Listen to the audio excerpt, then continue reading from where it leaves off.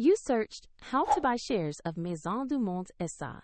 Maisons du Monde SA is a French home decor and furniture retailer listed on Euronext under the ticker MDM.PA. This video is for educational purposes only and is not financial advice. To buy shares, you need a broker, and I'll use eToro as an example to show the process.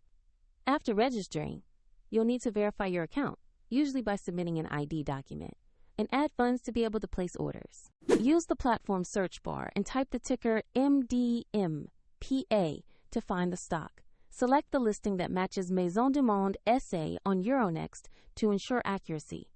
On the stock page, you can review basic company information and a price chart to see recent trading activity. Confirm the name and ticker so you are looking at the correct asset. To invest, click the platform's Buy or Trade button. Enter the amount you want to invest, then carefully review the order details and confirm the transaction.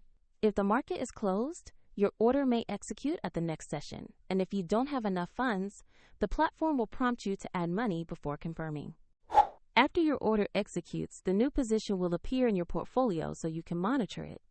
For convenience, the example eToro link is in the description if you want to view the platform interface.